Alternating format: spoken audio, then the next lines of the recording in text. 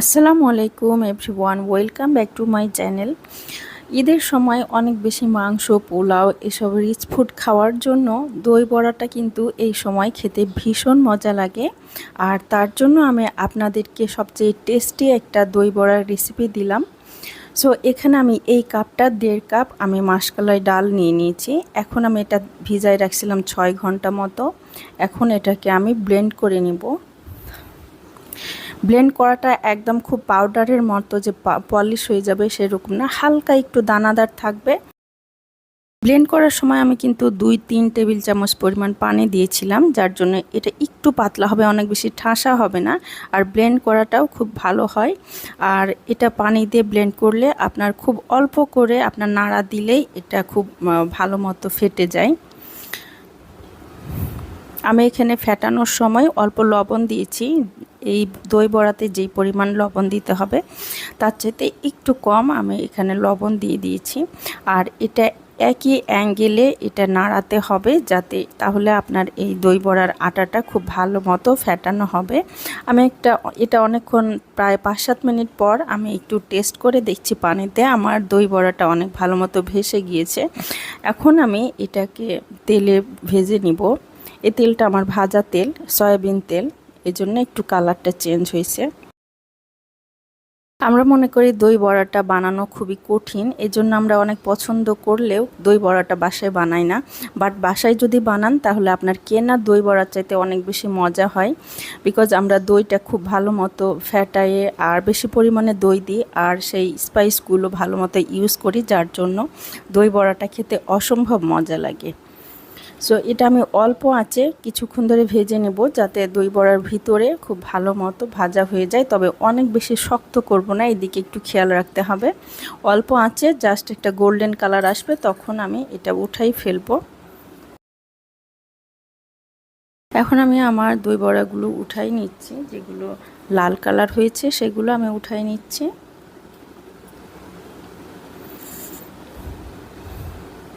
আর এইভাবে আপনারা যদি দই বড়া আপনার বেশি মনে হয় যে আপনার ভাজার পরে অনেকগুলো হয়েছে, তাহলে কিন্তু এটা তেলে ভাজার পরে ফ্রিজে রেখে দিতে পারেন। তারপরে আপনারা অন্য সময় আবার বের করে সেটাকে দইয়ে দিয়ে এটা খুব ইজিলি খেতে পারবেন, একদমই নষ্ট হবে না। এখন আমি পানিতে দিয়ে দিচ্ছি লবণ আর অল্প করে চিনি দিচ্ছি, তাহলে এই সময় দই বড়ার সাথে যে অনেক বেশি পরিমাণে কিন্তু পানি টেনে নেয়, যার জন্য এই সময় লবণ এবং চিনিটাও ভিতরে ঢুকে যাবে, খাওয়ার সময় কিন্তু অনেক মজা লাগবে। সামান্য পরিমাণে এখানে আমি অনেকগুলো পানি নিয়েছি, তার মধ্যে 2 চা চামচ মতো আমি চিনি দিয়েছি আর 1 চা চামচ মতো লবণ দিয়েছি। আমি সবগুলো দই বড়া আমি এখানে ভিজাই নিব।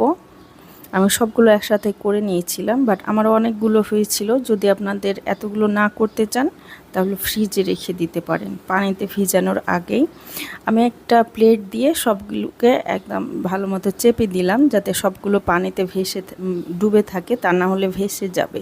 এভাবে আমি জাস্ট 1 ঘন্টা মতো রাখলে পানিটা খুব ভালো মতো দইয়ে সোক করে নেয়। এখানে আমি নিয়েছি আড়ংয়ের টক দই, এটা অনেক থিক হয়। আমি একটু গ্রিন সস বানাই নিব। আমি অল্প করে দিয়ে দিলাম ধনেপাতা আর কাঁচামরিচ কয়েকটা দিয়েছি, এটা ঝাল অনুযায়ী দিবেন। আর কয়েক টুকরা আমি রসুন দিয়েছি। আমি অল্প করে লবণ দিয়ে নিলাম আর কিছুটা আমি চিনি দিয়ে নিলাম।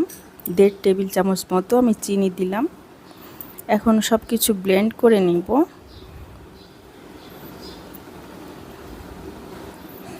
দই বড়াটা আমার ভিজানো হয়ে গিয়েছে। আপনারা যদি দই বড়া বানান তাহলে তার আগের দিন যদি এই ভাজাভাজি বা পানিতে চুবাইয়ে উঠাই রাখার এই কাজগুলো আগের দিন করে দই বড়াটা ভিজাই দেন, তাহলে পরের দিন বিকেলবেলা বা সকালবেলা খুব ইজিলি এবং খুব টেস্টফুলি এটা খেতে পারবেন। ভিতরে সব দইগুলো আপনার ঢুকে যাবে। আমি এখন পানির থেকে চেপে চেপে আমি এই দই বড়াগুলো উঠাই নিচ্ছি। দই বড়ার যেটা সবচাইতে ইম্পর্টেন্ট পার্ট, সেটা হচ্ছে দই বড়া সসটা খুব টেস্টি করে বানালে আপনার দই বড়াটা খেতে খুব মজা লাগে। সো এখানে আমি নিয়ে নিলাম চিনি। এখানে আমি 1 কাপ মতো চিনি নিয়েছি। আর এটা আমার তেঁতুলের পাল, সেটা আমি দিয়ে দিলাম। তেঁতুলটা ভিজাই রেখে আমি পানি দিয়ে তেঁতুলের পালটা বের করে নিয়েছি, সেটা আমি চিনির মধ্যে দিয়ে দিলাম। আর এই সসটা কিন্তু খুব মিষ্টি হতে হবে, যদি আমার চিনিটা কম হয়েছিল ওই জন্য আমাকে পরে আবার চিনি অ্যাড করতে হয়েছিল। আমি লাল মরিচ গুঁড়া দিয়েছি আর এটা দিয়ে দিলাম চাট মশলা।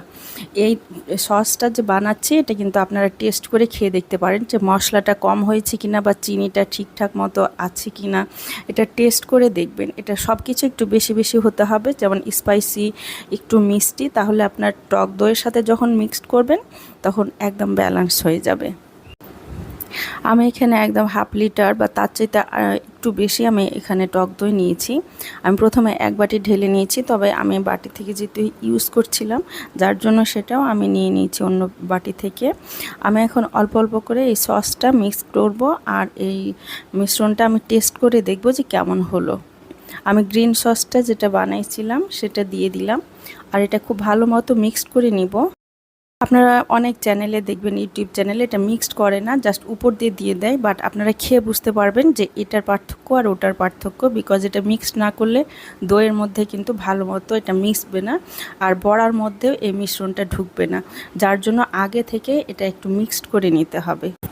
আমি এই দই কিন্তু 2 টেবিল চামচ পরিমাণ চিনি অ্যাড করেছি, বিকজ আমার সসটা যেহেতু একটু কম মিষ্টি হয়েছিল এই জন্য। সো আমি এখন দই বড়াগুলো ডুবাই দিচ্ছি খুব ভালো মতো, সবগুলো একদম দই দিয়ে ঢেকে দিতে হবে। আর আমি অল্প একটু দই আমি আলাদা করে চিনি দিয়ে ফেটাই রাখছিলাম উপরে দেওয়ার জন্য, যাতে আপনার কালারটা খুব সুন্দর আসে এই জন্য। আমি এখন দিয়ে দিচ্ছি আমার বানানো এই তেঁতুলের সসটা, আর আমি অল্প করে দিয়ে দিলাম গ্রিন সস, আর দিয়ে দিচ্ছি আমি টমেটো সসটা।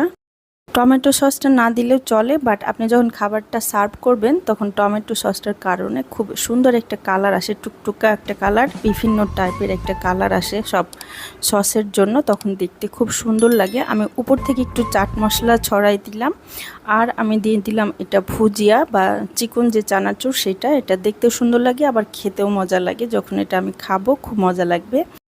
এইভাবে আমি রেখে দিয়েছিলাম নর্মাল ফ্রিজে ওভারনাইট, যাতে আপনার এই দই বড়ার মধ্যে টক দই এবং মশলাগুলো খুব ভালো মতো ঢুকে যায়, খেতে খুবই মজা লাগবে আর দই বড়াটা অনেক সফট হয়ে যাবে।